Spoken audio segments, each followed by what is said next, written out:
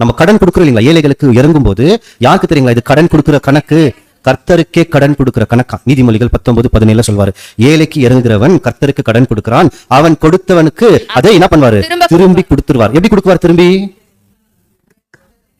அத எப்படி? ஏழைகளுக்கு 100 ரூபாய் கொடுத்தா அவர் நம்மளுக்கு எவ்வளவு கொடுக்குவாரு? அதா இல்ல, என்ன திருப்பி கொடுக்குவாருன்னா என்ன கொடுக்குவாருங்க? அது எது? ஆசீர்வாதம், நித்திய ஜீவன். புரியுதுங்களா? நிறைய பேர் தப்பு கணக்கு என்ன நினைக்கிறாங்கன்னா, ஏழைகளுக்கு 100 ரூபாய் கொடுத்தா ஆசீர்வாதிக்குவார். எவ்வளவு கொடுக்குவார்? எனக்கு 200 ரூபாய் கொடுத்துருவார்.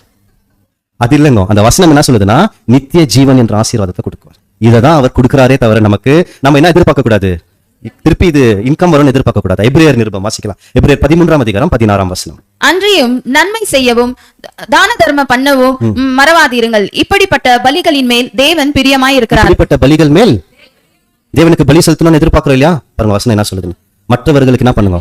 நன்மை செய்யுங்க, உதவி செய்யுங்க. இந்த பலிகள் தேவனுக்கு பிரியமா இருக்கும். இத ஒரு உதாரணத்துல பார்க்கலாம். அநீதியான உலக பொருளை வைத்து தேவனையும் கிறிஸ்துவையும் சம்பாதித்தவர் ஒருத்தர் இருக்கிறார். இந்த உதாரணம் புரிஞ்சுக்குவீங்க நீங்க. பவுல் கூட சூப்பரான உதாரணம் தான். கொர்னீலியஸ், அவர்கிட்ட இருந்த பதவி ரோம நூற்றுக்கு அதிபதி. அநீதியான பதவி அது. ஏன் அநீதியான பதவி தெரியுங்களா? அந்த பதவியை வைத்து நிற்கிறவர்கள் மற்றவர்கள் மேல் அவங்களுடைய பவர், அவங்ககிட்ட இருக்கிற பலத்தை காமிக்கலாம், சட்டத்தை போடலாம். அடினா அடி, சாகடினா சாகடி. ஒரு பெரிய கொடுங்கோல் ஆட்சி தான் ரோமர்கள் இருந்த காலகட்டத்தில். அதுல ஒரு முக்கியமான பதவி இருந்துதான் கொர்னீலியஸ் கிட்ட. ஒரு தேவனுடைய பார்வையில் இதெல்லாம் எதுதான்? இது எப்படி பிரதர் அநீதின்னு கேட்குவீங்க? நான் இன்னொரு உதாரணம் கொடுக்குறேன். இந்த உலகம் இருக்குதுங்களா, இந்த உலகத்தை இன்னைக்கு ஆட்சி பண்ணி இருக்கிறாங்க பாருங்க. ஆட்சிபரர்கள், பொலிட்டிஷியன்ஸ் இருக்கிறாங்களா, அரசியல். இவங்களை நாம எப்படி தெரியுங்களா பார்க்குவோம்? மேல பார்க்குவோம். ஆமாவா? தேவனுடைய பார்வையில் இவங்க எப்படி தெரியுமா பார்க்கறாரு? இல்ல, கரெக்டா சொன்னீங்கன்னா அவங்க தெரிஞ்சிடும். நான் க்ளூ கொடுக்குறேன். டேனியல் புஸ்தகம்.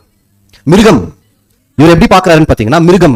நேபுகாத்நேச்சர் ராஜாவை மனுஷனுடைய பார்வையில தங்க தலை, தேவனுடைய பார்வையில சிங்கம். மேதோ பர்ஷியாவை மனுஷனுடைய பார்வையில வெள்ளி, தேவனுடைய பார்வையில கரடி. புரியுதா?